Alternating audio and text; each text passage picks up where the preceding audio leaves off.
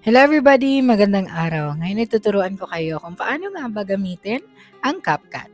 So ang una mo lang gagawin ay buksan mo ang iyong App Store or Play Store. Pagkatapos yan, i-download mo lang ang CapCut application. Okay? So dito naman sa CapCut, kung gusto mong mag-subscribe sa Pro Plan, okay? So andito ang kanyang mga features na included. Okay? So kung gusto mo naman gumamit lang ng CapCut nang hindi gumagastos, so pwede ka rin gumamit ng free plan. Pero hindi lahat ng features ay pwede mong gamitin. Okay? So pagkatapos mong gumawa ng iyong account, mag-subscribe sa plan, click mo lang itong new project option na nasa itaas. Okay? So click mo lang itong new project. Pagkatapos niyan ay select mo lang ang video na gusto mong i-edit. Okay? Tapos click mo lang ang add. Okay? So dito naman, cut lang natin ang video. So kung gusto mong palitan ang aspect ratio, okay, so dito wag mo munang i-click ang video at pumunta ka dito sa baba at i-click mo ang aspect ratio. Yan, so pipiliin natin dito ang 16:9. Tapos click mo ang checked pagkatapos yan. Ngayon, kung gusto mo naman i-zoom ang iyong video, click mo lang ang video ulit at i-zoom mo lang ito. Yan. Okay? So ngayon na may video na tayo dito, ang susunod natin gagawin ay i-remove natin itong ending video na nasa huli, itong CapCut. So click mo lang yan at hanapin mo ang delete option. Yan. So ngayon magsisimula tayo dito sa paglalagay ng text. So paano nga ba maglagay ng text? Punta ka lang dito sa option na nasa baba. Dito may edit, audio at text. So click lang natin ang text. Yan. Pagkatapos yan, pwede tayong maglagay dito ng stickers, may auto caption, may text to audio, at may text template, at auto lyrics, at pwede ka rin mag-drawing dito. So, pipiliin lang natin dito ang add text. Yan. Tapos dito ay lalagyan lang natin ito ng text. So, for example, Switzerland. Yan. So, bago natin yan i-save, pumunta muna tayo dito sa fonts section. Okay, so dito sa fonts, marami kang pagpipilian. For example, itong font na ito. Okay, yan. Tapos, i-resize lang natin. Pagkatapos yan, dito naman sa styles, pwede mong palitan ang color, ang stroke, ang glow, background, shadow, curve, spacing, or pwede mo ring i-bold ang iyong font. Okay? So, for example, gagamitin natin itong kulay na ito. Ayan. So, kung gusto mo naman maglagay ng parang background ng iyong font or text, click mo lang itong option na andito. Ayan. Ngayon sa effects naman, kung gusto mong maglagay ng effects kagaya ng mga andito sa option, click mo lang ang effect na gusto mong gamitin. So for example, ito. Okay, so marami ka pang pwedeng pagpipilian dito. May multicolor, may textured, may manuscript, at iba pa. Ngayon, pumunta naman tayo sa animations. Okay, so dito sa animations, pipili ka lang dito ng in, out, or naka-loop ba ang iyong animation sa text na ito. So, mag-focus lang tayo dito sa in and out. So, sa pagpasok ng text, gusto natin na ganito ang mangyari. Okay, napakasimple lang. Tapos, pwede mong i-drag itong option na nasa pinakababa kung gaano katagal mag-animate ang iyong text. The lake's most famous land. Naman, punta ka dito at piliin mo ang iyong out animation. So, the same lang or pwede mo rin gamitin ang fade out. Okay, so depende sa concept ng iyong video. Okay, so may bubbles rin dito kung gusto mong lagyan ng bubbles ang iyong text. Sa presets naman, so pwede ka rin gumamit dito as long as CapCut Pro ka. Okay, pagkatapos nyan ay click mo lang itong check option. So, review lang natin ang ating text. And pumunta naman tayo dito sa ating video. So, kung gusto mong i-zoom or i-zoom out ang iyong video, pwede mo i-click ang iyong video. Click mo itong split. Tapos, punta ka ulit dito. Split ulit natin. Tapos yan ay i-zoom natin ang ating video. So, ganito na ang mangyayari sa video pagkatapos. Is the jet d'eau, a fountain that shoots water 140 meters into the air. So, dito naman, balik ulit tayo dito sa video natin. Kung gusto mong lagyan ng effects ang iyong video, filters, at iba pa, so click mo lang yan at marami kang pagpipilian dito sa baba. So, dito muna tayo magsisimula sa kanyang effects. Ayan. Tapos, click lang natin itong video effects. Tapos, makikita na natin dito ang trending effects na pwede natin gamitin. So, for example, gagamitin natin itong leak 1. 140 meters into the So, air. ganyan ang mangyayari sa video mo. Okay? So, kung may specific na effect ka na gustong gamitin, so pwede mo rin gamitin itong search bar. Okay? So, for example, gusto mong maghanap ng focus na effects. So, makikita mo yan dito. Okay? So, cancel lang natin to at pumunta tayo dito sa new. So, dito mo makikita lahat ng bagong effects sa CapCut na pwede mong magamit. Dito naman sa hits. Okay? So, makikita natin dito. 140 meters into the air. Effects na pwede natin gamitin. So, click lang natin ang none. So, may intro and outro, may Halloween, may party, may motion, may light, may retro, glitch, may distortion, at iba pa. So, napakaraming effects na pwede mong ilagay sa iyong video. Okay? Ngayon, balik ulit tayo dito. Ngayon, kung gusto mo naman mag-overlay, okay, for example, mag-overlay tayo dito. Click lang natin itong add overlay at pwede mo nang i-add dito ang video na gusto mong i-overlay. So, for example, itong video na to. Okay? So, kung gusto mo naman i-crop ang iyong video, click mo lang ang iyong video at pumunta ka dito sa transform. Ayan, at pumunta ka sa resize. Example, i-resize natin ang ating video. Okay, so drag mo lang itong option.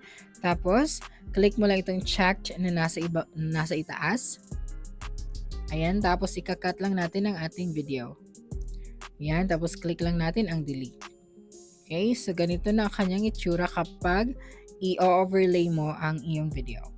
So, Water, check 140 meters into the air. Ayan. So, ganyan ang magiging itsura niya. Okay? So, click ulit natin ang ating video. So, dito naman, may ibang option pa tayo. Okay? So, ngayon, kung gusto mong i-adjust ang filter or ang lightings ng iyong video, click mo lang itong adjust option na nasa baba. Tama. Dito may auto adjust, may color match, may color correction, may brightness, may contrast, may saturations, may brilliance, sharpen, clarity, at iba pa. So, focus lang muna tayo dito sa brightness. Okay? So, kung gusto mong mas lumiwanag ang iyong video, depende sa concept na ginagawa mo, kailangan mo lang i-drag itong option na nasa baba. Okay?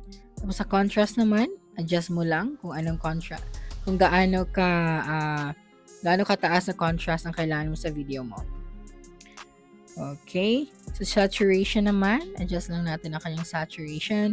Sa brilliance, ayan. Pagkatapos mo ma-finalize, pwede ka nang pumunta dito sa iyong pagkatapos mo ma-finalize, pwede ka nang pumunta dito sa iyong HSL. Ayan. So, pwede mo ma-adjust dito ang kanyang iba't ibang kulay. Okay? So, kagaya ng blue, makikita mo yan sa video. Ayan. So, kung gusto mong i-adjust ang kulay na yan, ay i-drag mo lang itong options na nasa baba. Okay. Tapos yan, i-click mo lang itong checked. Okay. Tapos dito makikita mo na ang kaniyang pagbabago. Yan. So, balik ulit tayo dito sa simula. Okay. So, kung gusto mo naman maglagay ng uniform na effect, so, ayaw mong iba-ibahin ang effect ng iyong video, pwede mong hindi i-touch or i-click ang videos mo. Diretso ka dito sa baba at i-click mo lang itong effects option. Ayan. Tapos dito may video effects, may body effects, may photo effects, at AI effects. So, focus lang tayo dito sa video effects. Okay. So, for example, gusto natin uniform ang effects. The lake's most famous landmarks is the Jet d'eau. Click lang natin ang check pagkatapos yan. So, dito makikita natin ang kanyang effect. Okay. So, dahil hindi natin clinic ang ating video, pwede na nating ma-adjust ang effect na ito hanggang sa dulo. So, click mo lang to. Tapos, i-adjust mo yan hanggang matapos ang iyong video. So, So kapag play natin ito, ganito na ang kaniyang itsura. Okay? So hanggang matapos ang iyong video, makikita mo na dito ang kaniyang effects. So ngayon naman, paano nga ba maglagay ng audio, sounds, or background music? So, click mo lang itong add audio option. Okay? So dito may option ka sa sounds. Kung may brand music ka naman, click mo lang. At copyright, may sound FX. Or kung gusto mong mag-extract ng audio galing sa ibang videos mo, so pwede mo rin yung gamitin. May text to audio din tayo at pwede ka rin mag-record. So, kung gusto mong mag-voice over sa video na ginagawa mo, click mo lang itong record. Okay, so dito gagamit lang tayo ng sounds. So, click lang natin itong sounds. Ayan. So, dito sa itaas, may iba't ibang categories. So, may HUD, BGM, may for vlog music. Okay, so may marketing, dreamy, travel. So, kailangan mo lang piliin ang category na babagay sa video na ginagawa mo. So, for example, select lang natin itong travel. Ayan. Pagkatapos yan, i-click mo lang ang video para mapakinggan mo ito bago mo i-add. Okay. So, kung sa palagay mo ay okay ang video na ito, click mo lang itong plus option. Yan. Click mo lang yan at pwede mo na itong i-adjust. Kung gusto mo naman hinaan lang ang iyong background music, click mo lang ang background music or ang audio na in-add mo.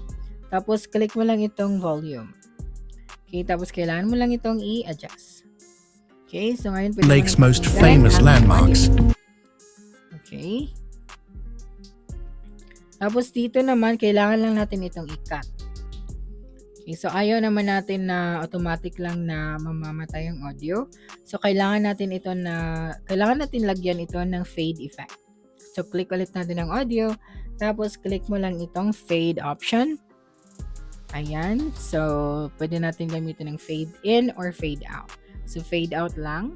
The lake's most Tapos, famous click mo yung landmarks chat option. is the Jet d'eau. Okay, so pause muna natin. So dito naman sa baba, kung gusto mo rin maglagay ng audio effects, click mo lang yan.